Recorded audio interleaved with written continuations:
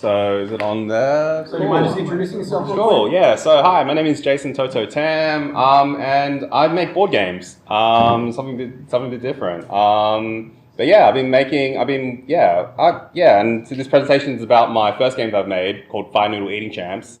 Kickstarted this last year, did well, brought it to life, and yeah, I just wanted to share the design journey and just also speak about a little bit of who I am and all that. So, firstly, my name is Jason ToToTam. I've been working in the industry for past 4 or 5 years now. Doing some freelance graphic design work, helping people bring their board games to life. I worked with like the Bonza guys to turn their digital game into a board game. And then my full-time job, I work at Good Games as a marketing assistant, graphic designer there. So I'm in charge of like making Pokemon graphics and stuff to sell Pokemon cards. But in the meantime, I've also been, as a solo indie game dev, making my own board games. And the first board game I made was Noodle Eating Champs. And originally it was a video game. So it was a video game that was created at a Game of the Week game jam, which essentially like developers had like 1 week to make a game and then showcased it to the world. And yeah, they hosted an event at the Savvy in Melbourne. And that's where I met Wombok Games, who made Noodle Eating Champs, the video game. It was like a quick little battle game where like you're using like your arrow keys to eat noodles. I played it and I thought it was really cool. I really liked the art, really liked the theme, and really liked the whole vibe of it. So I reached out to her and I was like, hey, can we do something here and collaborate? I make board games. Can I like license your art to make a board game version of a video game? And yeah, she said yes, and then yeah, here we are now. And these are some of the iterations that I made. So the first one, I literally just jotting notes on a notepad on a train ride to Frankston, just coming up with some ideas of how do I turn the video game into a board game. And I came up with an idea of like rolling dice, matching dice patterns there, and using the noodle, and like as if the noodle bowls have noodle toppings on them, and you have to place your dice to eat them. And so it started off really scrappy, with like, literally highlighters and drawing stuff on paper, and that worked. That eventually led to a prototype, and led to these are different iterations of it, to a point of like me getting like a professionally done, made some professional copies of it, so that I can throw a launch party for it.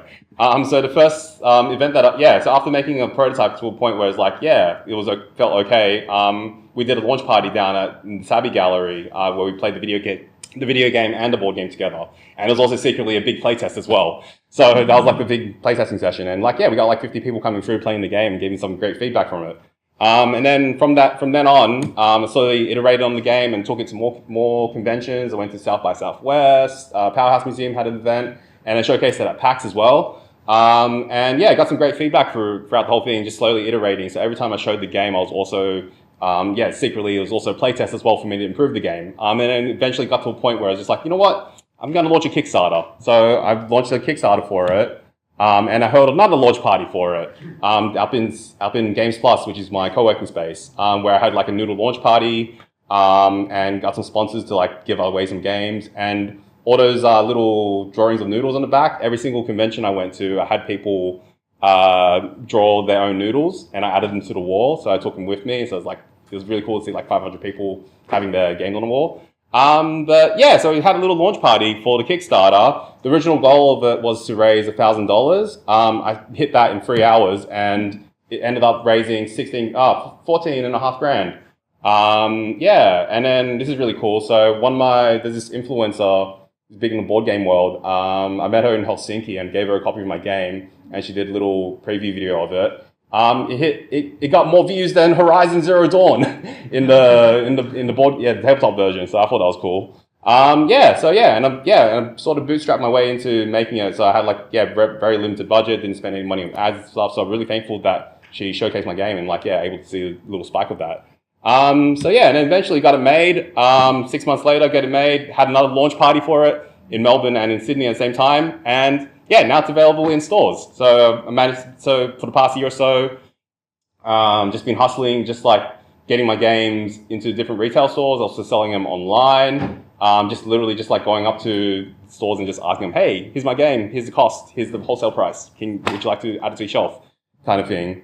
And then that sort of also led to me making more games. So this past year, I've made 4 games now. So Noodle Eating Champs was the first one. Second game I made was called Peep Spotting, which is like my Where's Wally, but with Where's Wally, but as a card game. And then Coffee Up, which recently got the Indie Showcase Award, so I'm going to PAX to showcase this.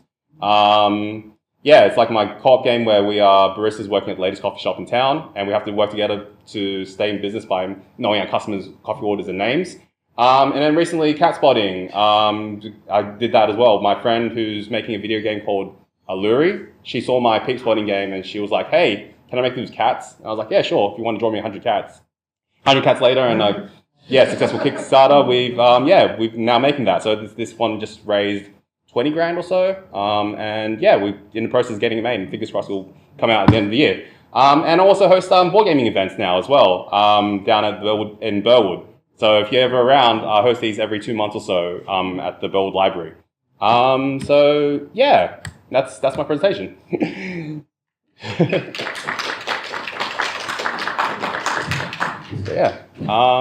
Do we open up for questions or? Yeah. I cannot run the mic all that way up there, so you're gonna have to. Maybe I'll run. Oh, sure. You can just give a shout. We can hear you.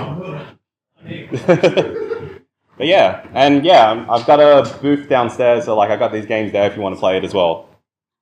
But Just a quick question. Burwood Game Club, yeah. No, it's video games as well. There's a reason why I called it the Burwood Game Club, not the Burwood Board Game Club. So so I use it as a way to also it's a game day, but also as a way to showcase the Sydney Australian scene as well. So last one we had it last week. Nick from Which Way Up showcased his game there. There's a big TV there that we can showcase games. Week before, and then a couple months before, we had Alluri. Andrew's going to showcase in the next one. So if you want to showcase something, hit me up, and we can do something.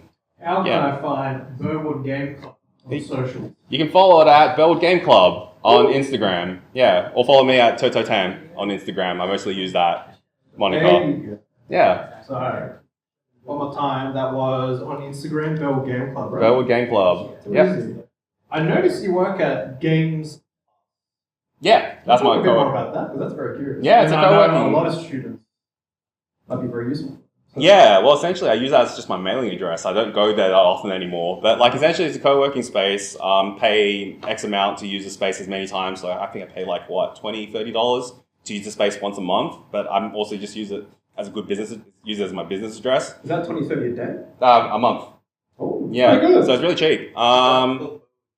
No. This is Game Plus. It's in the city. It's in Ultimo. I think AIE also co-owns it now or something like that. A lot of changes happened. I'm mostly based out west. I'm not often in the city, but I was living in Redfern for a bit, and I use that space a lot. But they're also just super supportive. We had my game launch party there, I just reached out to them. They were super cool. Yeah, they just gave me the space for free to do stuff. And also the Discord's really good and useful to just talk to other developers and all. So I highly recommend it if you want some cheap space in the city to do your work.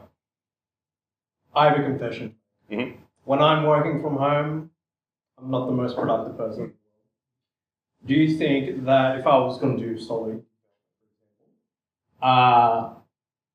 signing up for a place like Games Plus, which is not like a library, like you're doing work in a library, but a quiet, this is a workspace environment type thing. Do you find that really helps? Yeah, it's a vibe, so long as you can afford it. If that's the case. $20 a month, by the way. Yeah. Absolutely. Especially, it's good to bounce ideas around. The people that are there. Last time I was there, what's it called? There was David from used to work at Half Brick. I got to talk to him a lot about game development wise about SMG used to be there. So when they came in the studio and stuff, got to have a chat with them. So it's good to network and good to it's good vibe. Speaking of, I heard from the chat and possibly one of my friends that you seem to be a very well networked guy.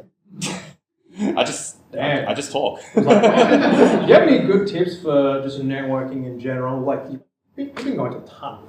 I will say. Do you have any good great tips for networking? Not really. Just I try and play this. It's more so just don't be afraid to show stuff. And don't be afraid to show stuff and talk to people. And just show up to events. yeah, I don't know. It's not really I didn't necessarily, there wasn't not necessarily a goal to like, meet X amount of people, some sort of quest or something. But like, yeah, but just simply just showing up and yeah, simply just telling people that your game exists is like the most important thing. Just show up. Yeah, and then eventually people will find you. Just show up. Love it. All right, one more time, round of applause. Thank you very much.